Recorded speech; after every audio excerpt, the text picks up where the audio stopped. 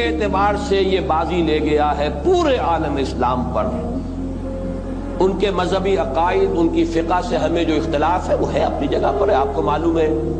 میرے بارے میں کسی کو اشتباہ نہیں ہو سکتا اس اعتبار سے۔ میری جس درجے دشمنی رکھی گئی ہے، جس طرح میرے سر کا جو ہے مطالبہ ہوتا تھا، دو ہی آدمی تھے پاکستان میں کہ جن کے سر مانگے گئے، ایک کراچی کے وہ شاہ بلیغ الدین صاحب اور ایک نے، تو اس حوالے سے وہ اپنی جگہ پر اختلاف ہے، لیکن اس حقیقت کا اعتراف کیے بغیر نہیں رہا جا سکتا پورے عالم اسلام میں یہ واحد مسلمان ملک ہے جس نے بہرحال اپنی شریعت اپنے عقائد کے مطابق ایک مذہبی انقلاب برپا کیا ہے، اور پورے عالم اسلام میں مذہبی سطح پر حکومت کی سطح پر فنڈامنٹلسٹ صرف ایک ملک ہے، یا دوسرا جو ہے تھوڑا سا وہ ہے سوڈان، لیکن اس کی اہمیت اس لیے نہیں کہ وہ کسی عوامی انقلاب سے نہیں بنا، بلکہ وہ تو ایک فوجی انقلاب سے شکل بنی ہے جو بھی بنی ہے۔ اللہ کرے اس میں استقامت ہو، اس سے یقینی کوئی نتیجہ برآمد ہو جائے، خبریں بھی اچھی آ رہی ہیں، لیکن میں تو دنیا کا جو پرسپیکٹو ہے اس کے حوالے سے عرض کر رہا ہوں کہ اس پہلو سے ایران ان کا ٹارگٹ ہے، ٹارگٹ نمبر 1 ایک خاص اعتبار سے، ٹارگٹ نمبر 1 ایک دوسرے اعتبار سے ہم ہیں، وہ میں بعد میں عرض کروں گا۔ چونکہ حکومت کی سطح پر فنڈامنٹلزم ہے اور وہ آیا ہے ایک عوامی انقلاب کے نتیجے میں، پھر ان کے پاس تیل کی دولت ہے،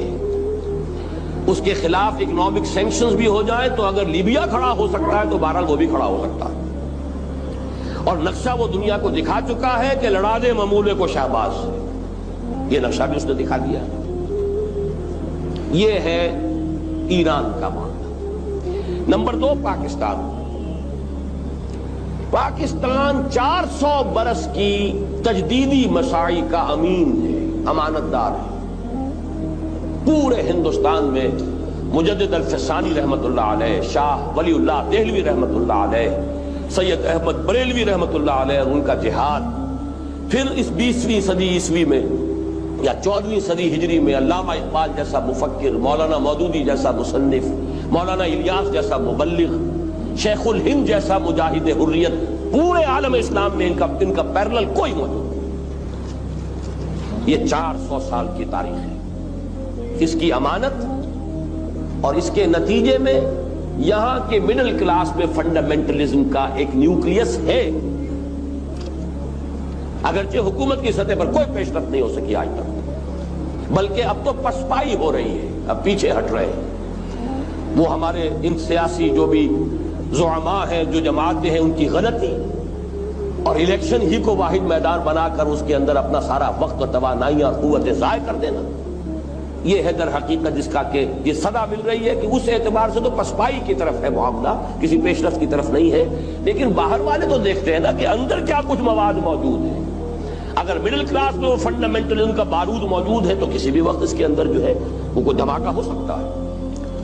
دوسری بات جو ان کے لیے ایک اعتبار سے ٹارگٹ نمبر 1 ہمیں بنا رہی ہے، وہ ہمارا ایٹمک نو ہاؤ ہے، پورے عالم اسلام میں اور کسی کے پاس نہیں۔ اسلامی بم اگر بنے گا تو یہی بنے گا۔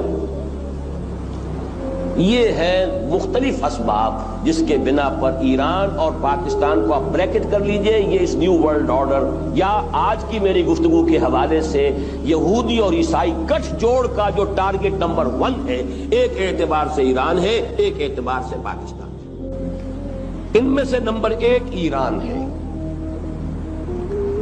اگر ہم چلتے ہیں عرب سے مشرق کی طرف تو ایران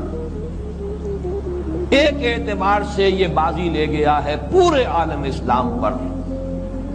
ان کے مذہبی عقائد، ان کی فقہ سے ہمیں جو اختلاف ہے وہ ہے اپنی جگہ پر ہے، آپ کو معلوم ہے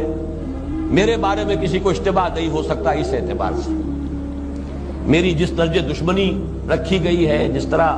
میرے سر کا جو ہے مطالبہ ہوتا تھا، دو ہی آدمی تھے پاکستان میں کہ جن کے سر مانگے گئے، ایک کراچی کے وہ شاہ بلیغ الدین صاحب اور ایک نے، تو اس حوالے سے وہ اپنی جگہ پر اختلاف ہے، لیکن اس حقیقت کا اعتراف کیے بغیر نہیں رہا جا سکتا پورے عالم اسلام میں یہ واحد مسلمان ملک ہے جس نے بہرحال اپنی شریعت اپنے عقائد کے مطابق ایک مذہبی انقلاب برپا کیا ہے، اور پورے عالم اسلام میں مذہبی سطح پر حکومت کی سطح پر فنڈامنٹلسٹ صرف ایک ملک ہے، یا دوسرا جو ہے تھوڑا سا وہ ہے سوڈان، لیکن اس کی اہمیت اس لیے نہیں کہ وہ کسی عوامی انقلاب سے نہیں بنا، بلکہ وہ تو ایک فوجی انقلاب سے شکل بنی ہے جو بھی بنی ہے۔ اللہ کرے اس میں استقامت ہو، اس سے یقینی کوئی نتیجہ برآمد ہو جائے۔ خبریں بھی اچھی آ رہی ہیں، لیکن میں تو دنیا کا جو پرسپیکٹو ہے اس کے حوالے سے عرض کر رہا ہوں کہ اس پہلو سے ایران ان کا ٹارگٹ ہے، ٹارگٹ نمبر 1 ایک خاص اعتبار سے۔ ٹارگٹ نمبر 1 ایک دوسرے اعتبار سے ہم ہیں، وہ میں بعد میں عرض کروں گا۔ چونکہ حکومت کی سطح پر فنڈامنٹلزم ہے اور وہ آیا ہے ایک عوامی انقلاب کے نتیجے میں، پھر ان کے پاس تیل کی دولت ہے، اس کے خلاف اکنامک سینکشنز بھی ہو جائیں تو اگر لیبیا کھڑا ہو سکتا ہے تو بہرحال وہ بھی کھڑا ہو سکتا ہے، اور نقشہ وہ دنیا کو دکھا چکا ہے کہ لڑا دے ممولے کو شہباز، یہ نقشہ بھی اس نے دکھا دیا۔ یہ ہے ایران کا معاملہ۔ نمبر 2 پاکستان۔ پاکستان 400 برس کی تجدیدی مساعی کا امین ہے، امانت دار ہے۔ پورے ہندوستان میں مجدد الفسانی رحمت اللہ علیہ، شاہ ولی اللہ دہلوی رحمت اللہ علیہ، سید احمد بریلوی رحمت اللہ علیہ اور ان کا جہاد، پھر اس 20ویں صدی عیسوی میں یا 14ویں صدی ہجری میں علامہ اقبال جیسا مفکر، مولانا مودودی جیسا مصنف، مولانا الیاس جیسا مبلغ، شیخ الہند جیسا مجاہد حریت، پورے عالم اسلام میں ان کا پیرلل کوئی موجود نہیں۔ یہ 400 سال کی تاریخ ہے، اس کی امانت اور اس کے نتیجے میں یہاں کے مڈل کلاس میں فنڈامنٹلزم کا ایک نیوکلیس ہے، اگرچہ حکومت کی سطح پر کوئی پیش رفت نہیں ہو سکی آج تک، بلکہ اب تو پسپائی ہو رہی ہے، اب پیچھے ہٹ رہے ہیں۔ وہ ہمارے ان سیاسی جو بھی زعماء ہیں، جو جماعتیں ہیں، ان کی غلطی اور الیکشن ہی کو واحد میدان بنا کر اس کے اندر اپنا سارا وقت و توانائیاں اور قوتیں ضائع کر دینا،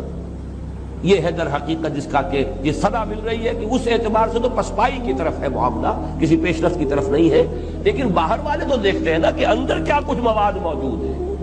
اگر مڈل کلاس میں وہ فنڈامنٹلزم کا بارود موجود ہے تو کسی بھی وقت اس کے اندر جو ہے وہ کوئی دھماکہ ہو سکتا ہے۔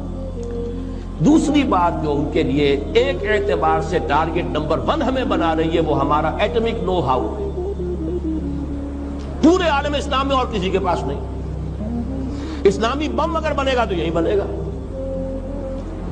یہ ہے مختلف اسباب جس کے بنا پر ایران اور پاکستان کو آپ بریکٹ کر لیجئے، یہ اس نیو ورلڈ آرڈر یا آج کی میری گفتگو کے حوالے سے یہودی اور عیسائی گٹھ جوڑ کا جو ٹارگٹ نمبر 1 ہے